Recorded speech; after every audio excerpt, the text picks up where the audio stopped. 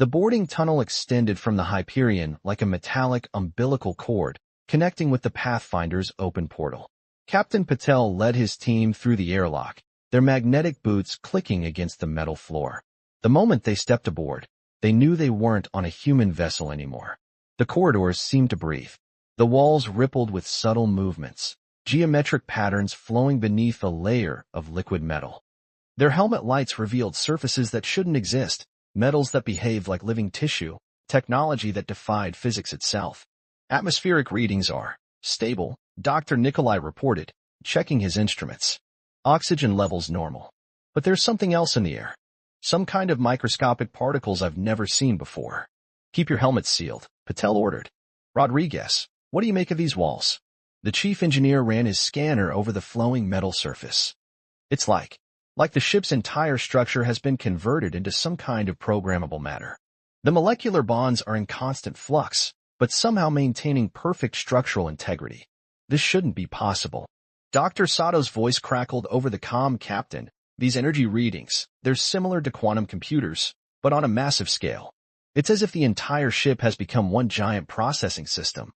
They moved deeper into the vessel, following corridors that seemed to shift and change behind them. Lieutenant Commander Hudson kept his weapon ready, though he wasn't sure what good it would do against a ship that appeared to be alive. The team reached what used to be the main bridge. The familiar layout was still there, but transformed. Control panels had melted into organic-looking interfaces. Holographic displays floated in the air, showing data in both human languages and strange, shifting symbols that hurt the eyes to look at. Look at this, Commander Wells called out, standing before a large spherical structure that dominated the center of the bridge. It pulsed with inner light, like a mechanical heart. This wasn't part of the original design. As they approached the sphere, it responded to their presence. The surface became transparent, revealing what looked like a three-dimensional star map inside. But these weren't any stars they recognized. The patterns were wrong, impossible, showing configurations that couldn't exist in their universe. Captain, Rodriguez said, his voice shaking. I found the ship's logs. At least, what's left of them. The team gathered around a flowing metal console as Rodriguez activated the playback.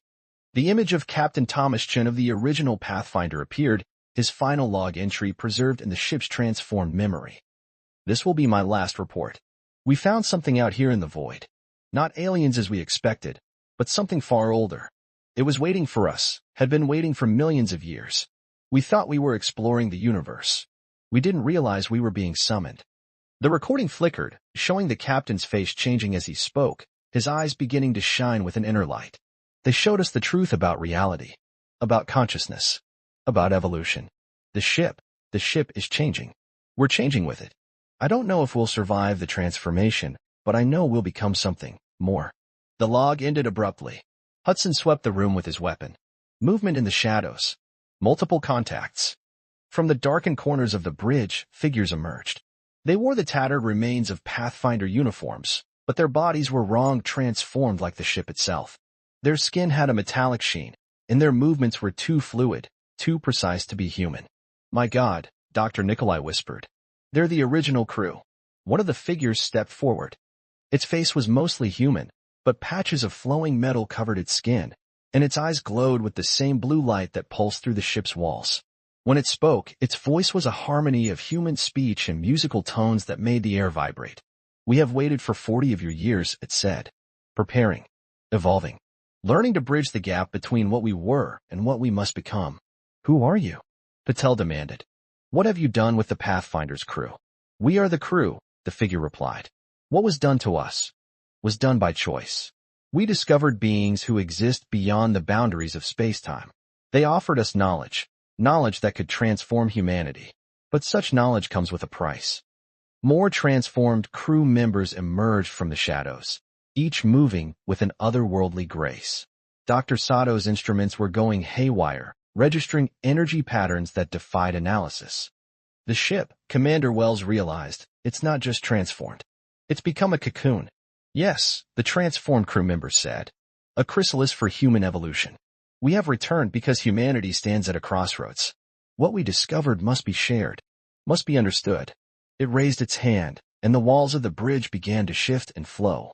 Let us show you what we have become. The metal floor beneath their feet suddenly turned transparent, revealing a vast chamber below. Thousands of pods lined the walls, each containing a transformed crew member in various stages of metamorphosis. Some were still recognizably human, others had become something else entirely. "This isn't just first contact," Patel said, finally understanding. "This is an invitation." The transformed being nodded. "The beings we encountered gave us a choice. Now we return to offer that same choice to Earth. Evolution or extinction. Transformation or stagnation. The universe is far stranger and more terrible than humanity has imagined, and it has begun to notice us." Captain Patel and his team stood transfixed as the transformed crew member, who had once been Dr. Emily Chin, the Pathfinder's lead physicist, led them through chambers that defied physical laws. The ship's interior had become a labyrinth of impossible spaces, where corridors opened into vast halls that couldn't fit within the vessel's external dimensions.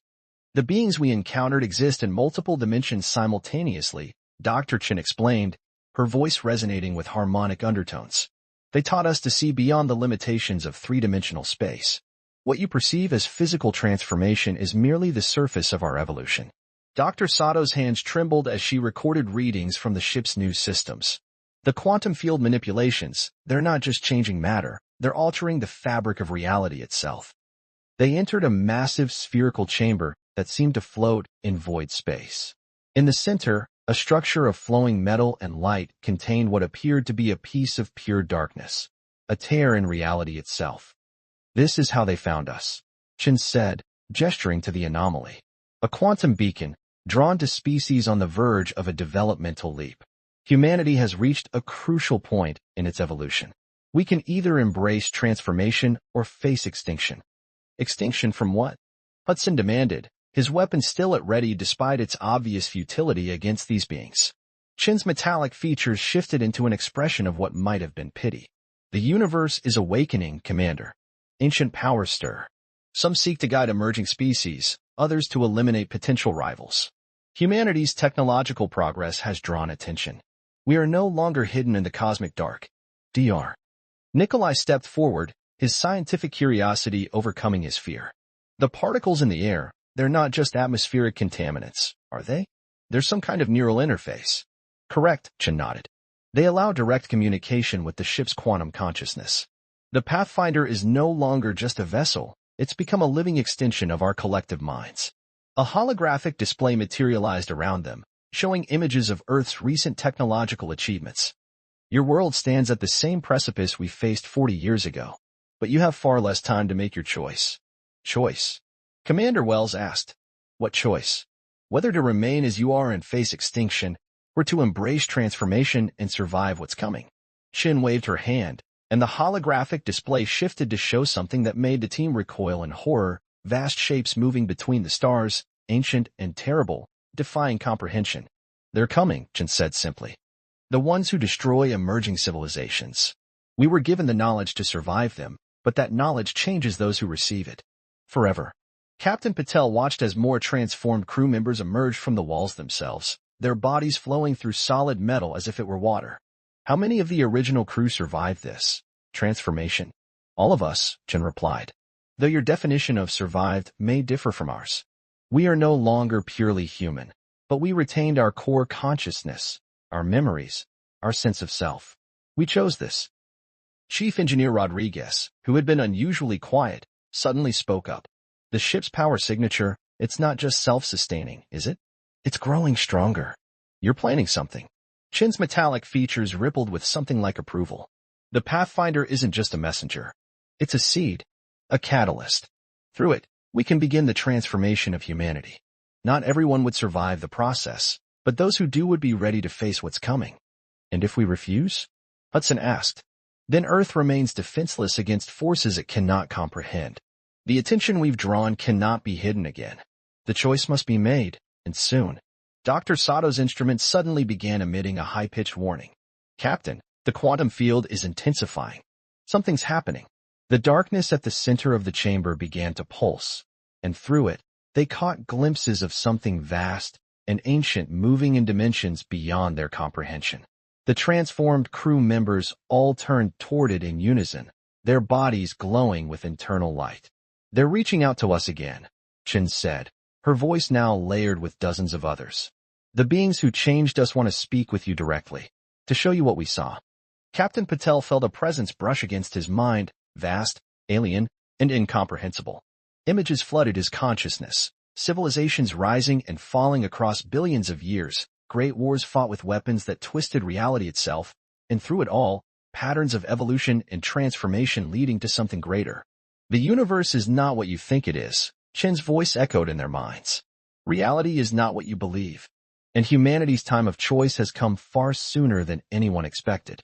As if to emphasize her words, alarms began blaring throughout both the Pathfinder and the Hyperion. Commander Wells received an urgent transmission from Earth Defense Command. Massive objects had been detected entering the solar system, moving at impossible speeds. They were out of time. The choice would have to be made now. The Hyperion's emergency alerts screamed through the quantum link. Earth's deep space arrays had detected 7 massive objects decelerating at the edge of the solar system, each one larger than Earth's moon. Their energy signatures matched nothing in human databases, but the transformed crew of the Pathfinder recognized them immediately. The harvesters, Chen whispered, her metallic skin rippling with patterns of agitation. They've arrived far sooner than we predicted. Captain Patel watched the tactical display with growing horror as the objects changed course, heading directly for Earth's orbital defense grid. What are they? They are what we chose to evolve against, Chen replied. Ancient machines created billions of years ago by a long-dead civilization. They seek out emerging technological species and either destroy them or force them back into primitive states. Only those who transform, who evolve beyond purely physical existence, can survive their attention. Dr. Sato's quantum sensors registered massive distortions around the approaching objects. They're bending space-time itself. Our weapons would be useless against that level of technology.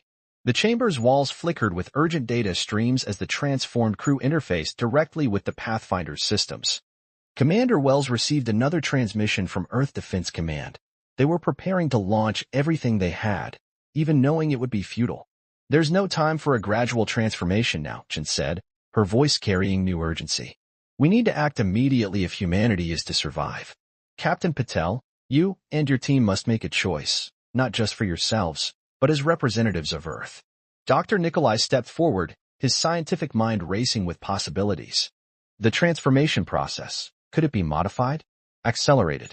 Yes, Chen nodded, but the cost would be higher. Many wouldn't survive such a rapid change. Those who do would be different, more altered than we are. Chief Engineer Rodriguez studied the ship's quantum readouts. The Pathfinder, it's not just a vessel anymore. It's a template, isn't it? A pattern for transformation. Correct. The ship itself is a quantum key, designed to unlock human potential and rewrite our very nature. We can trigger a cascade effect from here, spreading the transformation across Earth's population. But it must be voluntary. The choice must be made freely. Lieutenant Commander Hudson's tactical training kicked in. How long until those things reach Earth? At their current velocity, less than 6 hours, Wells reported, her voice tight with tension. The chamber suddenly darkened as the quantum tear in its center expanded. Through it, they could see images of other worlds, some burning, some reduced to primitive states, their civilizations shattered by the harvesters.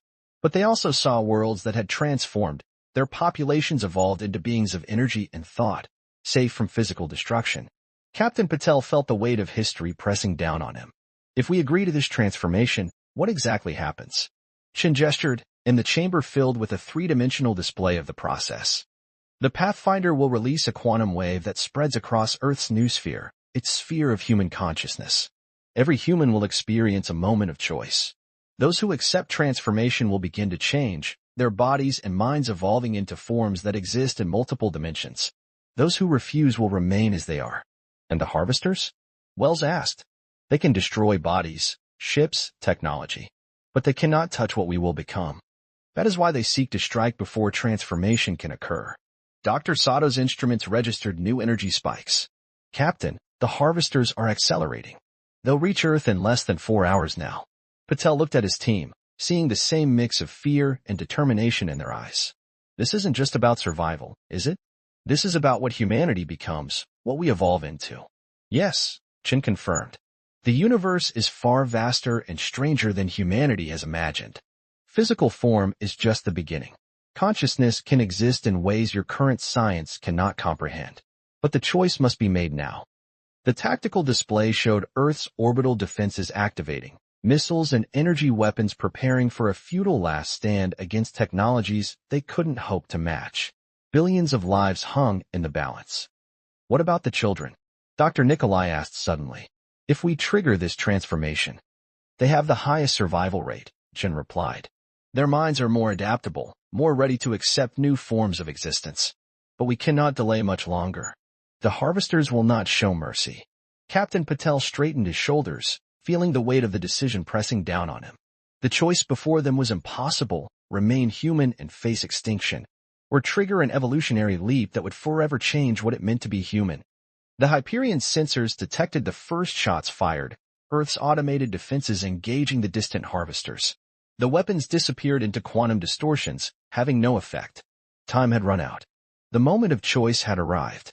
The Pathfinder's quantum core pulsed with building energy as Captain Patel made his decision. Around him, the transformed crew members waited in perfect stillness, their metallic bodies reflecting the emergency lights that warned of the approaching harvesters. How do we begin? He asked Chen. Your team must be the first, she replied. The transformation requires a conscious bridge, minds that choose to cross the gap between what is and what could be. Through you, humanity will receive its chance to choose. Dr. Sato's instruments recorded the final failure of Earth's outer defense grid. The harvesters had swatted aside humanity's most powerful weapons like insects. 3 hours remained until they reached Earth. Will we remain ourselves? Commander Wells asked, her voice steady despite her fear. You will be more than yourselves, Chen answered. Your consciousness will expand. Your understanding will grow. But your core identity, your memories, your values, your essential self, that remains. The quantum tear in the chamber's center expanded, and through it they could see the true form of the beings who had transformed the Pathfinder's crew. They existed in dimensions beyond human comprehension, their bodies made of light and thought and possibilities. They reached out, offering knowledge, offering change. It begins with acceptance, Chen said. Step into the light. Choose to evolve. Captain Patel looked at his team. Chief Engineer Rodriguez nodded first, followed by Dr. Nikolai. Dr. Sato gripped her instruments tighter but stepped forward. Commander Wells and Lieutenant Commander Hudson exchanged glances, then moved to join them. Together, Patel said, and as one, they stepped into the quantum field. The transformation began immediately. It wasn't painful, but it was overwhelming. Their consciousness expanded, touching realms of existence they had never imagined. Their bodies began to change, flesh and bone giving way to something more fluid, more adaptable. Through their expanding awareness, they could feel the Pathfinder's systems integrating with their own consciousness. The ship wasn't just a vessel. It was becoming an extension of their collective will. Now, Chen's voice echoed in their transforming minds. We reach out to Earth. The quantum wave built within the Pathfinder's core, amplified by their newly transformed consciousness. When it released, it spread across space at speeds that defied physics, carrying with it the offer of transformation. On Earth, billions of humans suddenly felt the touch of something vast and strange in their minds. They saw visions of what they could become, understood the choice before them.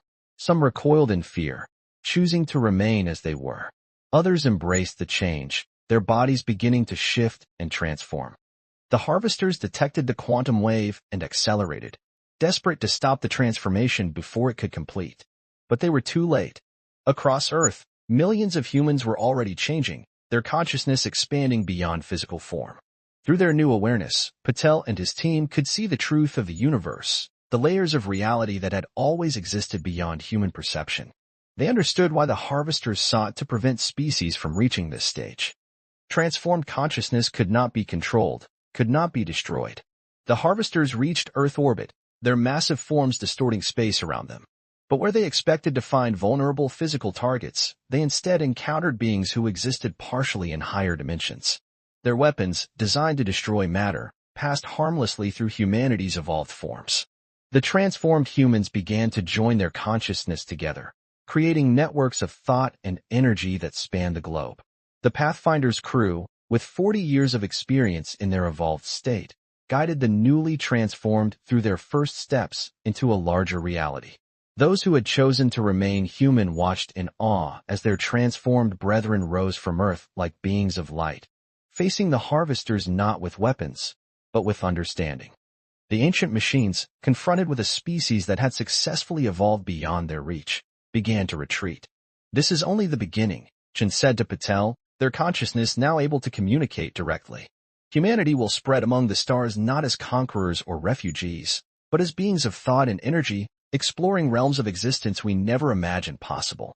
The Pathfinder, its purpose fulfilled, began to transform one final time. The ship itself evolved, becoming a living bridge between dimensions, a testament to humanity's greatest leap forward. From his new state of existence, Captain Patel could see the future unfolding before them, humanity diverging into multiple forms, some remaining physical, others evolving into pure energy, all coexisting and learning from each other. The transformation hadn't ended humanity, it had given it the freedom to become something more. Earth would never be the same. The night sky now shimmered with the presence of transformed humans exploring the cosmos in ways their physical forms never could. The harvesters, their purpose thwarted, retreated to the depths of space, leaving humanity to chart its own course through evolution. And in the quantum realms beyond physical space, the beings who had guided this transformation watched with satisfaction. Another species had joined the cosmic dance of consciousness, ready to face the even greater mysteries that awaited them in the infinite dimensions of existence. The lost Earth ship had indeed returned carrying a galactic shock, not a warning of doom, but a key to humanity's transcendence. In choosing to evolve, humanity hadn't lost itself. It had finally discovered what it truly could become.